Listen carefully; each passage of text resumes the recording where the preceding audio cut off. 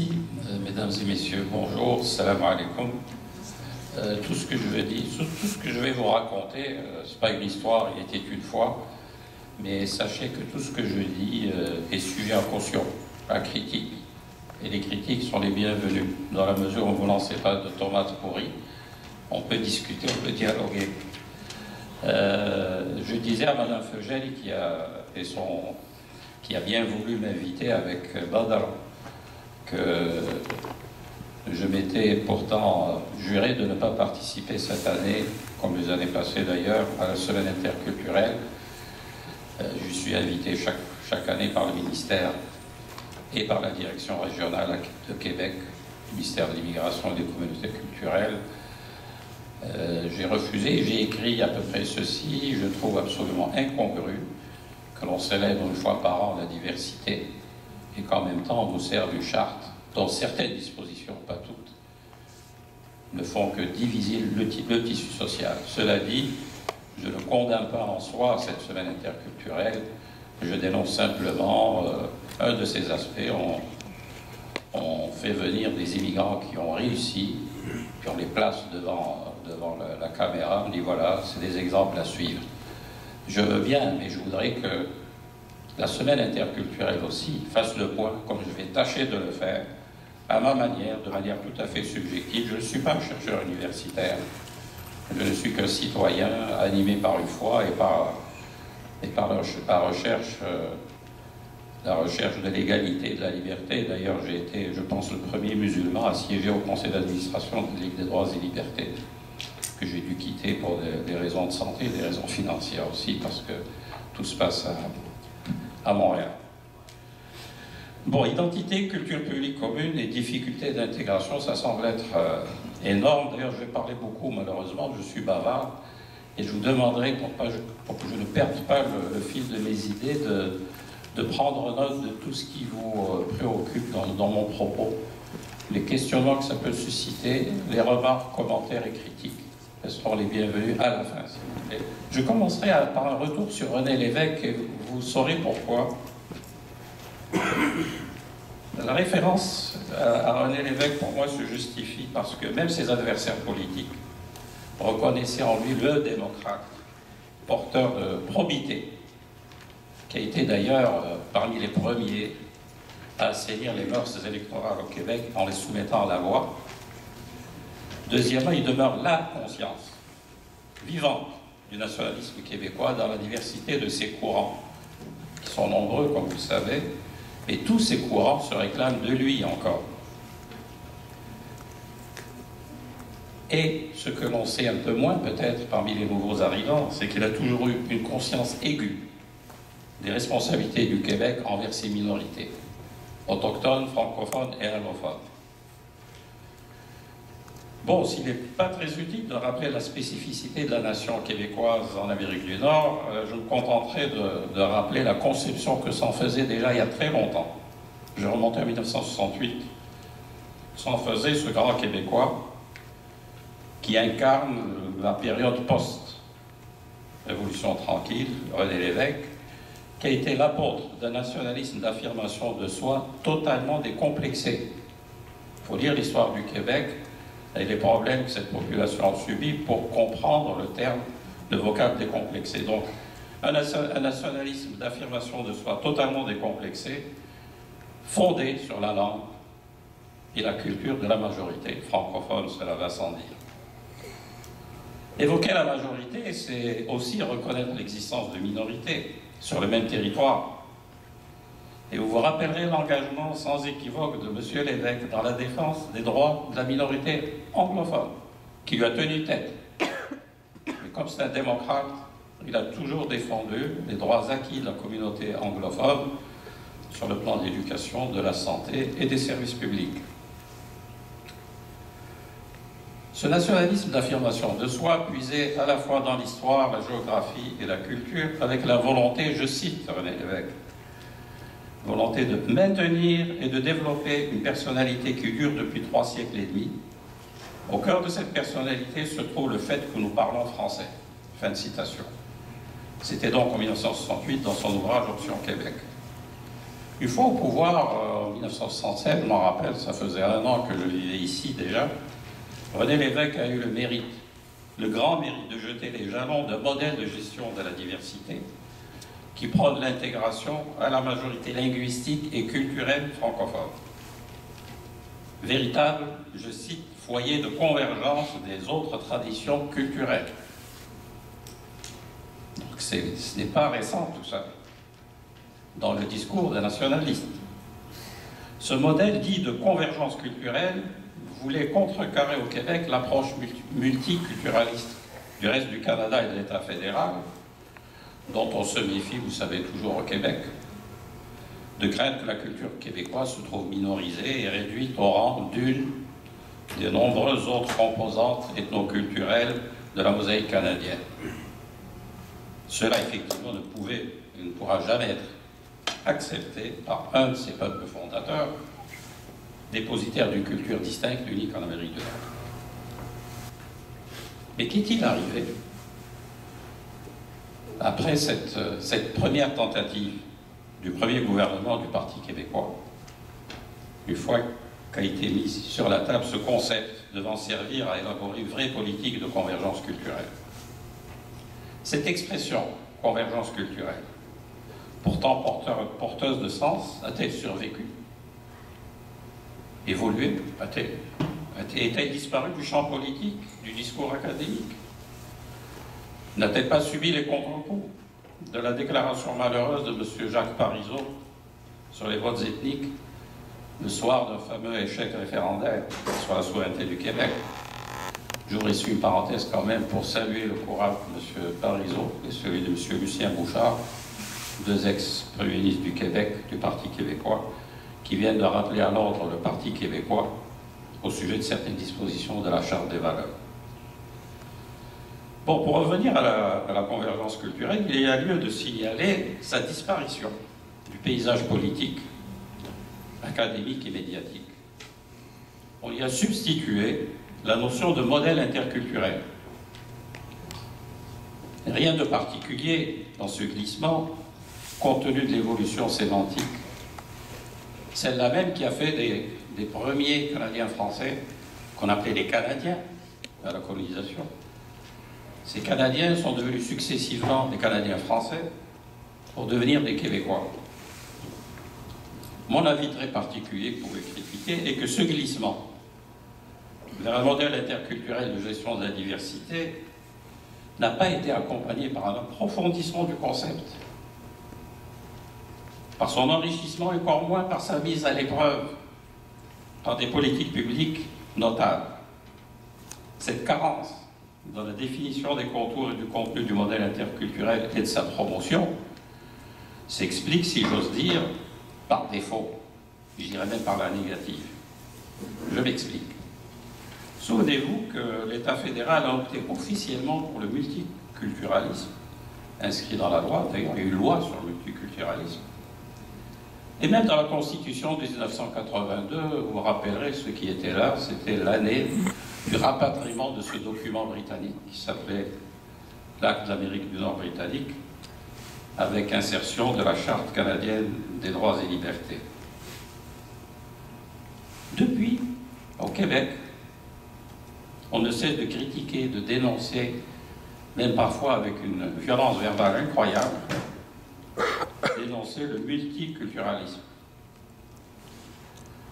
Ces nombreux détracteurs au Québec affirment qu'il est préjudiciable à la spécificité québécoise, comme je l'ai dit plus haut, parce que les Québécois ne veulent pas être réduits à n'importe quelle autre communauté ethnique, les Grecs canadiens, les Arabes canadiens, etc.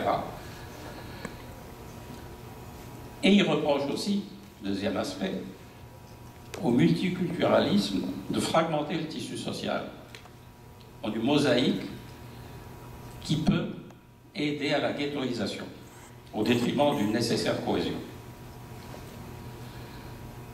Ce que je crois, moi, c'est que c'est très facile de s'attaquer de front au multiculturalisme canadien, bien plus facile que de définir et raffermir le modèle interculturel que le Québec prétend promouvoir et offrir comme alternative.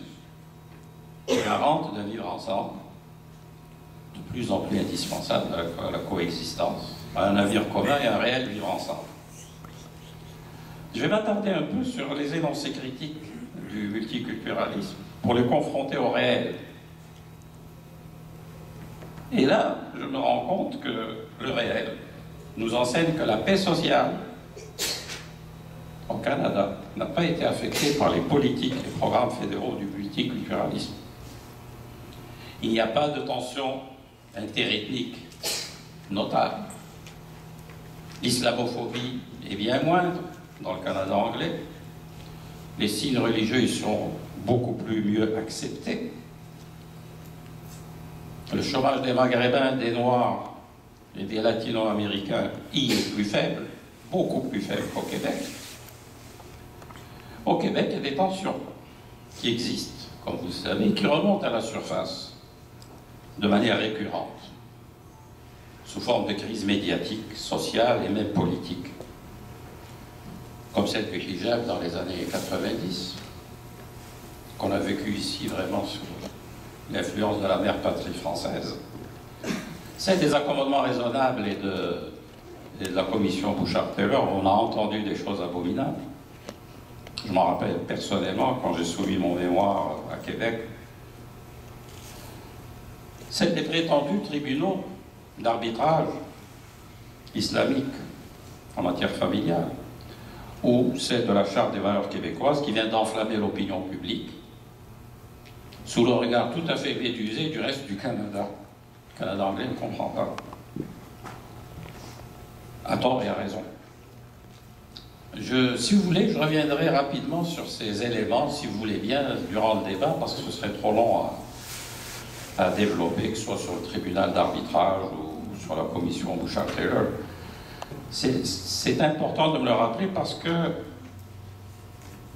nous avons là, ça a été prouvé, l'affirmation que la perception, l'émotion et la médiatisation biaisée jouent chaque fois un rôle éminemment important. Parce que ça hypertrophie des réalités souvent banales, voire des faits divers et numériquement négligeables. Et cela a été démontré, hors de tout doute, dans le rapport de la commission Bouchard-Taylor, que tout le monde a lu, bien entendu. La vérité, d'après moi, je n'en suis pas dépositaire, ma vérité est que le pragmatisme anglo-saxon et particulièrement anglo-canadien n'a fait que prendre acte d'une situation sociale réelle de diversité ethno-culturelle en la reconnaissant. On a pris acte, en y trouvant des vertus et en la traduisant dans la législation et par des politiques et programmes. Vous savez qu'il y a de l'argent et que malheureusement les communautés arabo-musulmanes ne s'en prévalent jamais, alors qu'il y a des travaux qui peuvent être faits, qui pourraient être financés, des recherches, des études.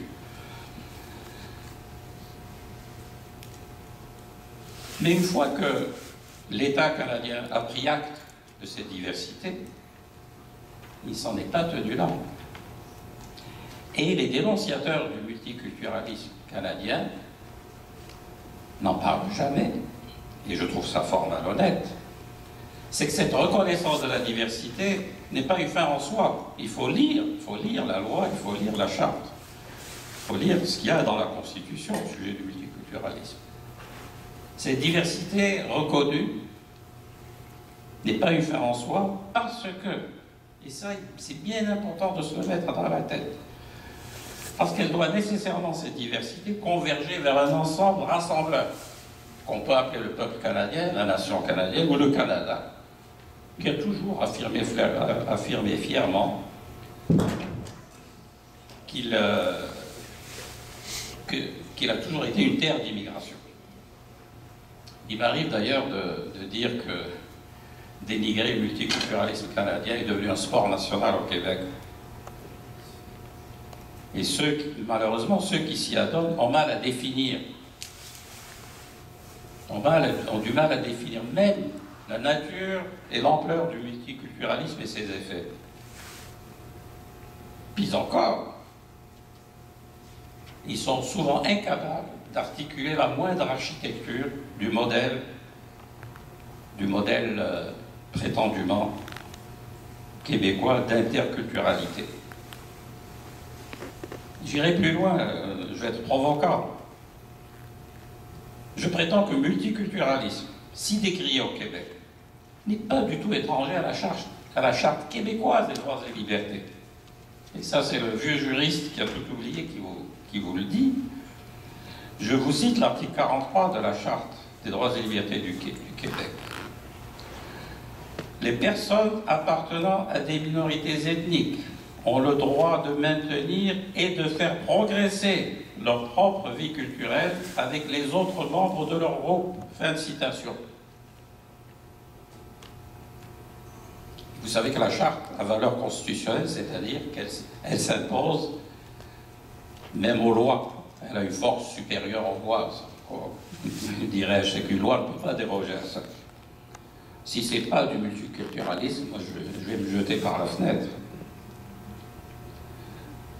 Par ailleurs, qu'a donné au Québec la loi sur l'accès à l'égalité en emploi dans des organismes publics?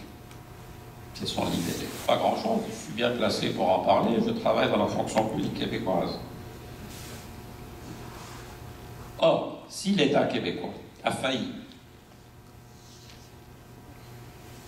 dans ses engagements de recruter davantage de représentants des communautés culturelles,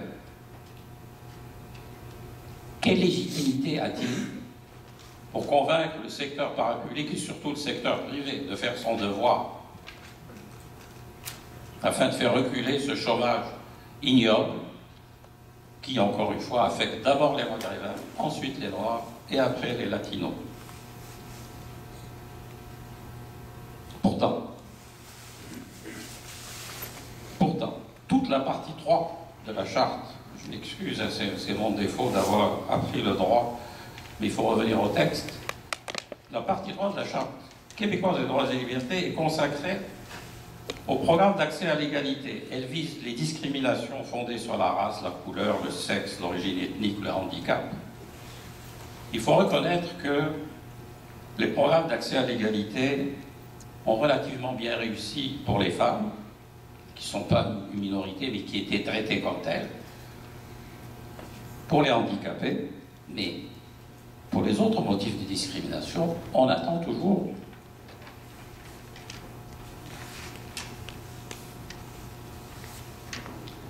Est-ce qu'il y a un modèle interculturel? Oui, j'en suis convaincu. Cependant, hélas, il est demeuré au Québec confiné au niveau de l'imaginaire, du discours, voire du slogan, de quelques simples énoncés, très anciens d'ailleurs, du ministère de l'immigration et des communautés culturelles, des énoncés. Quelle valeur par rapport à une loi, un règlement, une directive? Rien.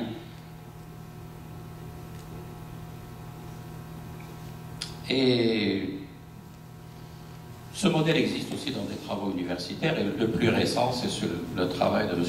Gérard Bouchard, celui de Bouchard-Taylor.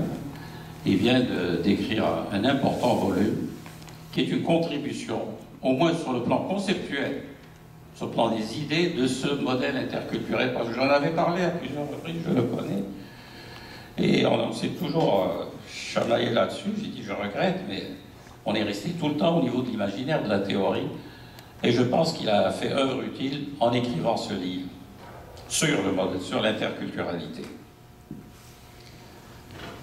Alors bien malin, ceux qui pourraient définir les éléments constitutifs réels, pas théoriques, du modèle interculturel québécois, en termes de contenu, de politique publique et de reddition de comptes.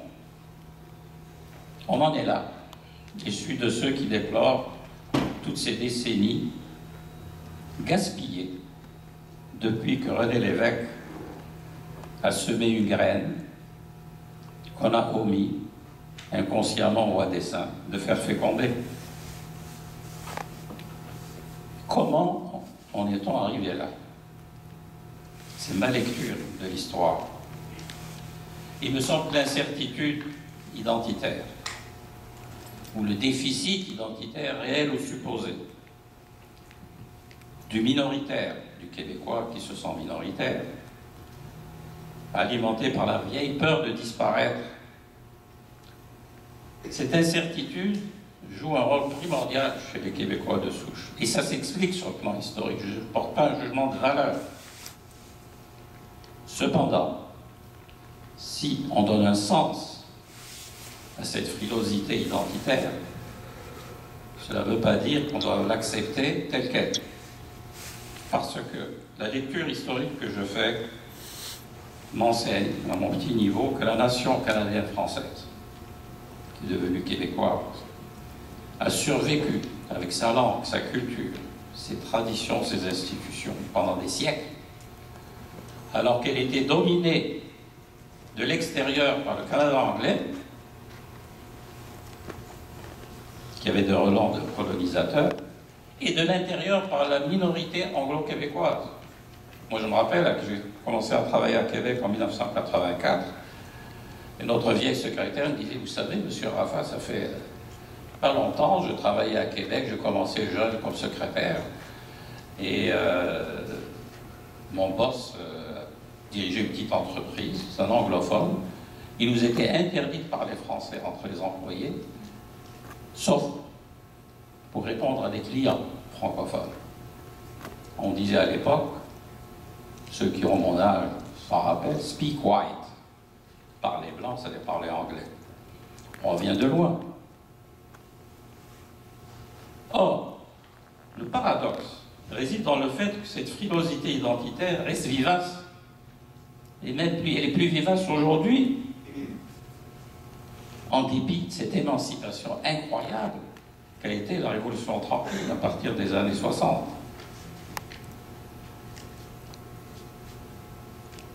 Où le Québec est entré résolument dans la modernité,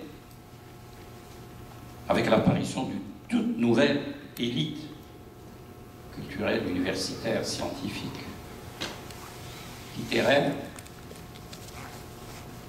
C'est une élite dynamique tournée vers l'avenir, avec des instruments juridiques et politiques qui consacrent une très grande autonomie à la province. Et le contrôle pratiquement total de l'éducation, de la culture française, de l'économie, et même, vous le savez, c'est unique au Canada, du contrôle de la sélection des immigrants indépendants. Le Québec est la seule province qui a ce privilège, et tant mieux. Je crois que le vieux fond de mentalité d'assiégé, tentant de surnager dans la mer anglophone de l'Amérique du Nord, est encore présent. Mais il n'explique pas tout. Au regard du contrôle, comme je viens de le dire, le contrôle relativement élevé de son devenir par le Québec en général et par son État démocratique en particulier, qui a les leviers d'un véritable gouvernement. À mon humble avis, cette frilosité et ce malaise identitaire sont entretenus par une élite qui trouve son intérêt, notamment politique, en provoquant un réflexe d'autodéfense, en jouant sur les émotions, la perception, beaucoup plus que sur des faits avérés et sérieux. Cela peut mener à du délire, comme à Hérouville, avec son code. Ça peut mener à l'accession d'une certaine droite. Rappelez-vous la DQ, l'Action démocratique du Québec, qui n'avait qu'un député qui se retrouve sur le dos des minorités et de soi-disant scandale d'un commandement raisonnable comme premier parti d'opposition à l'Assemblée nationale. Et le capital que tente de tirer actuellement le Parti québécois de cette crise qu'il a suscitée avec sa charte des valeurs québécoises. J'ouvre une parenthèse pour signaler un travail extraordinaire qui est méconnu de M. Gérard Bouchard, comme sociologue et historien, concernant cette élite. Et il prouve que, très tôt, l'élite a fourvoyé la population québécoise, qui avait sa propre culture, sa langue. Il y a une langue québécoise. Il y avait une tradition politique, il y avait un peuple extrêmement politisé. Et quand on lit l'histoire, on se rappelle qu'à la sortie de l'église, sur le parvis de l'église, le dimanche, les gens discutaient politique, discutaient de problèmes sociaux, de problèmes économiques. Il y avait une véritable culture politique, alors que les gens étaient souvent analphabètes. Mais il y avait une culture. L'élite leur a dit, vous n'êtes pas des Américains parlant français, vous êtes des Français en Amérique. Et cette élite s'est tournée vers Paris, au lieu de se tourner vers l'Amérique. J'aurai l'occasion de revenir sur ça en matière d'éducation. Si je l'oublie, rappelez-moi, monsieur le modérateur. Et ça explique l'influence incroyable de la France, de ce qui se passe en France. Dans la faillite française, contrairement à ce que Marois dit, la faillite de l'intégration des Maghrébins et des Noirs, c'est une faillite totale. Il y a des banlieues qui sont en feu. Contrairement à ce qui se passe en Angleterre, où le multiculturalisme fait que la gestion de la diversité pose beaucoup moins de problèmes. Alors, c'est un véritable mensonge. Alors, comment se fait-il chaque fois qu'un Premier ministre est élu, il se précipite à Paris, on dirait qu'il va recevoir la bénédiction du pape de l'Élysée, puis de l'hôtel Matignon, puis de l'Assemblée nationale. En tout cas, c'est une réalité. En plus de tracer des clivages qui sont très préjudiciables à la paix sociale et à la cohésion sociale, cette charte, d'après moi, et j'assume ce que je dis, cette charte des valeurs québécoises est une insulte à l'intelligence des Québécois, à tout ce qu'ils sont, et à tout ce qu'ils ont réalisé sur cette terre d'Amérique depuis 4 siècles. Comment peut-on légiférer et décréter une liste de valeurs d'une société? C'est ahurissant. Savez-vous que M. Bernard Rainville, en plus d'être chargé, soi-disant, des institutions démocratiques, ce ministère bidon, j'en sais quelque chose, il préside un comité gouvernemental qui s'appelle Comité sur l'identité. Et ça ne fait pas scandale. Je n'arrête pas de dire à mes amis québécois de souche, mais réveillez-vous, on est en train de vous infantiliser pour vous dire qui vous êtes. Je suis furieux, mais je suis encore plus furieux de constater que mes amis québécois de souche, parmi mes amis québécois de souche, il y en a qui n'ont pas pris conscience de ce paternalisme de bas étage. Quelques politiciens vont dire aux Québécois ce qu'ils sont. Moi, citoyen de ce pays depuis 38 ans, je sais que l'identité québécoise existe et qu'elle s'incarne dans la culture publique commune. Et ça, pour moi, c'est le maître mot. On est passé de la convergence, on est passé de modèle interculturel, je n'y crois pas. La culture publique commune où je vis pleinement, en dépit parfois du malaise d'être québécois et musulman. Cette culture publique commune comporte des éléments fondamentaux qui sont bien entendu la langue française, la démocratie, l'état de droit, la charte des droits et libertés, le droit civil, la solution pacifique des conflits, et j'espère bientôt qu'on y inclura la laïcité, c'est-à-dire essentiellement la neutralité religieuse des institutions étatiques. Je reviens un peu sur la Charte des droits et libertés. Vous savez que ça a été un modèle qui a été étudié dans le monde entier. Pourquoi? Parce que contrairement à la Charte fédérale, qui ne couvre que les relations entre l'État et ses institutions d'une part et le citoyen d'autre part, la Charte québécoise s'applique à tout. Si mon collègue ici me dit ça à l'arabe, je peux poursuivre en vertu de la Charte des droits et libertés du Québec. Je peux poursuivre mon employeur, je peux poursuivre mon employeur privé, ça se passe. La Charte couvre tout. C'est un instrument extraordinaire et beaucoup de gens l'ignorent. Bon, cette liste n'est pas complète, vous allez me dire. C'est ça une identité. C'est une identité, la culture publique commune. C'est l'identité. Vous allez me dire que cette liste n'est pas complète. Et que des valeurs peuvent changer. Heureusement, vous direz, et Dieu merci. Pourquoi? Parce que toute identité est dynamique. Elle relève du vivant qui est en constante mutation. Elle ne peut pas être figée.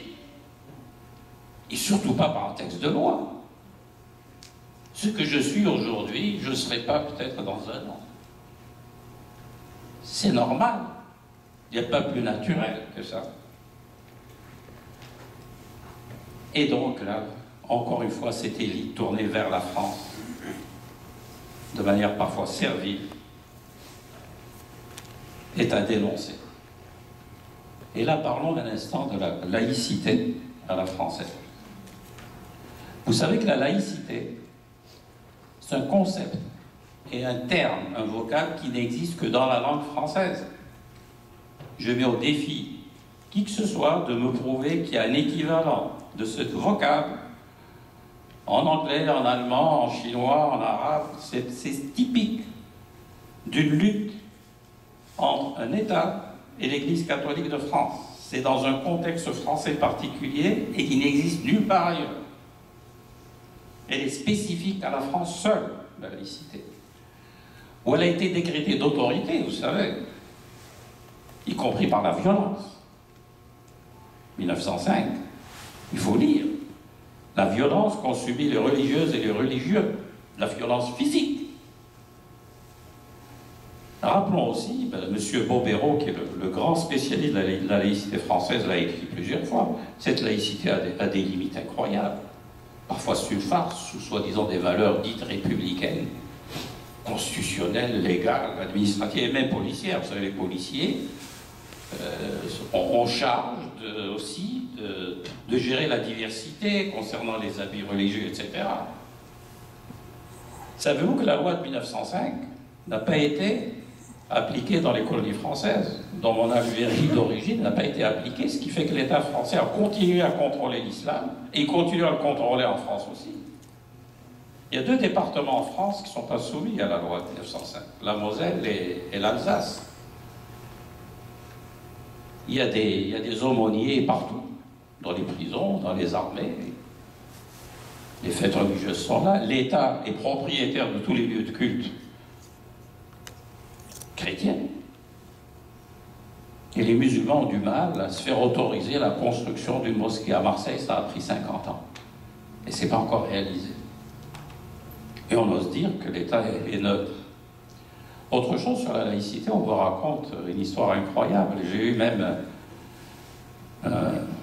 Khadija et témoin, l'autre soir à Québec avec le professeur Sami Aoun qui parlait de la Turquie comme modèle. Je regrette, la Turquie n'est pas laïque.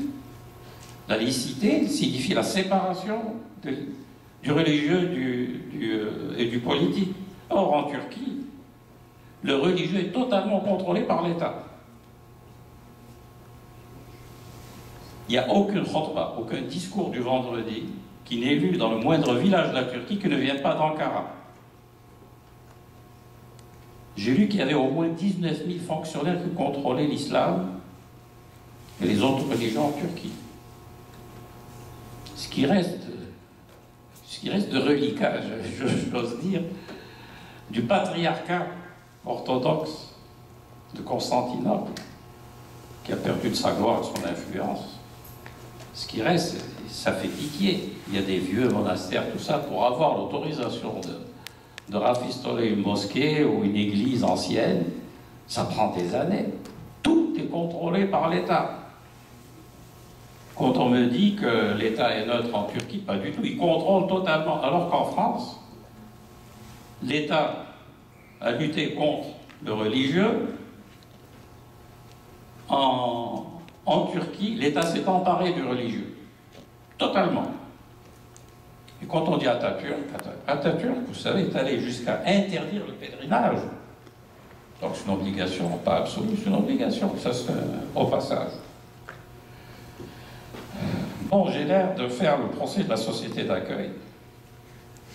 Mais j'ai quand même reconnu les valeurs de cette société autour de ce noyau dur, mais à la fois tendre, puisqu'il est en évolution, de la culture publique commune du Québec à laquelle j'invite tout le monde à adhérer.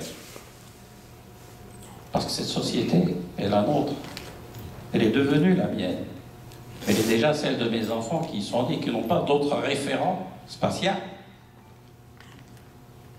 Ce que j'espère, en fait, c'est que les gens, j'espère que les nouveaux arrivants cesseront de parler comme les gens de ma génération de société d'accueil. Il faut qu'on cesse d'être accueillis. Il faut que la société devienne notre société, non plus une société d'accueil. Nous, on continue à dire, moi, après 38 ans, je parle de société d'accueil. Pourtant, à l'aéroport, personne ne m'a accueilli. Moi, je me suis débrouillé tout seul. Il faut que les Néo-Québécois s'approprient cette société et cessent de se considérer en accueil, en transit, et qui se débarrassent du mythe du retour au pays d'origine. Il faut qu'ils s'ancrent ici. Il y a des gens dont le physique est là, et le moral est ailleurs, et avec cette explosion des technologies de l'information, une détériorisation. Les gens sont branchés sur des théologiens du Moyen-Orient, sur des chaînes satellitaires. Ils sont souvent même pas au courant de ce qui se passe ici. Et c'est incroyable. Il faut que les gens jettent l'encre, une fois pour toutes, le long de ce Saint-Laurent, et qu'ils acceptent qu'ils ont des droits et des devoirs. Ce n'est pas de gaieté de cœur que je fais le constat d'un Québec moins inclusif que les autres provinces. Alors même que l'immigration francophone au Québec, sélectionnée très rigoureusement et en bonne santé, vous savez, avant d'entrer ici, il faut faire un check-up du maudit, comme on dit. Formation élevée, expérience, pour lesquelles la société d'accueil n'a pas payé un sou, je vous le rappelle. En dépit de ce que racontent certains soi-disant chercheurs, vous savez, il y a un livre que j'ai lu, mais ça vaut rien, par deux nationalistes québécois, qui s'appelle « Le remède imaginaire ». Il dit que l'immigration coûte très cher à la société, qu'elle ne règle rien, même pas sur le plan démographique ou fiscal. Alors que les vraies études prouvent l'apport considérable de l'immigration à la société québécoise.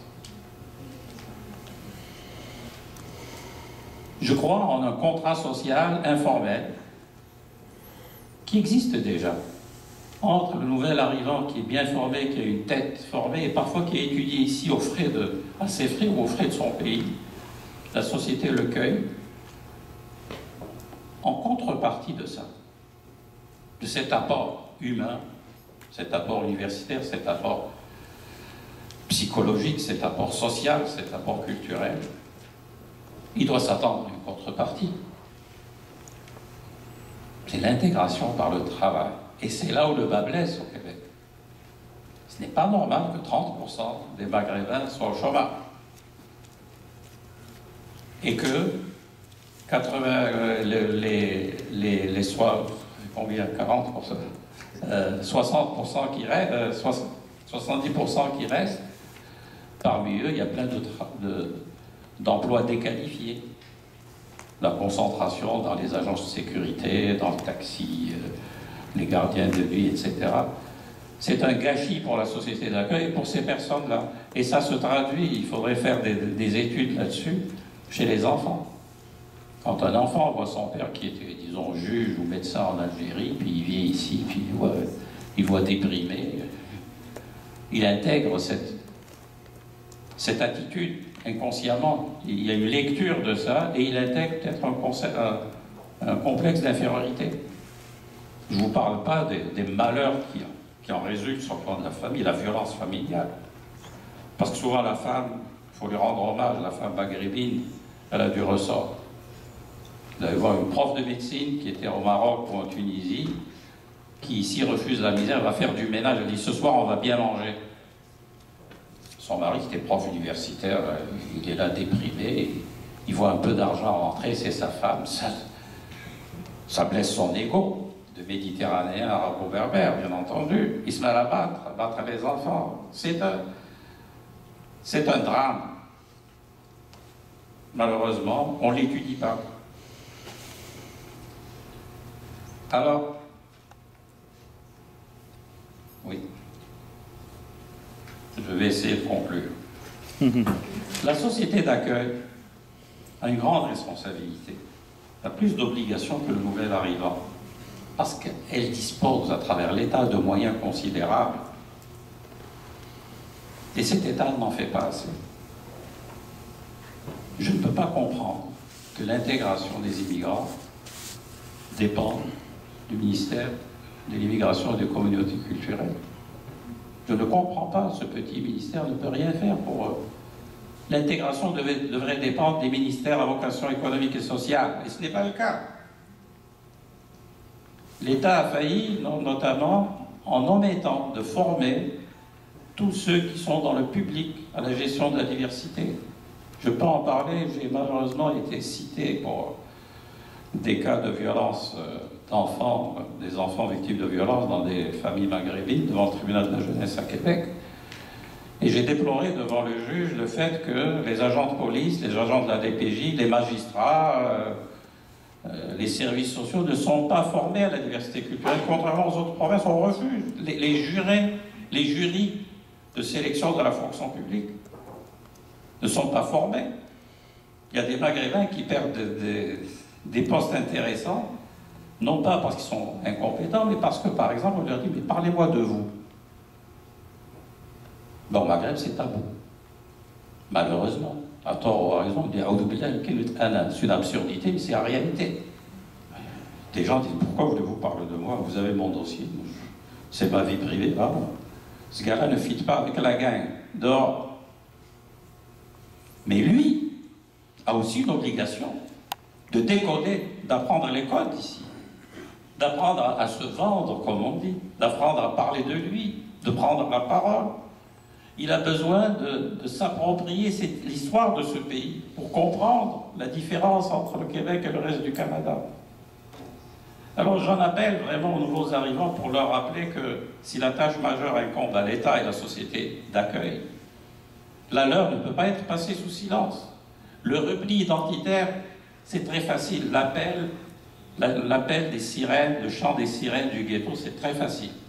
La culpabilisation et surtout la victimisation sont très fortes dans notre communauté.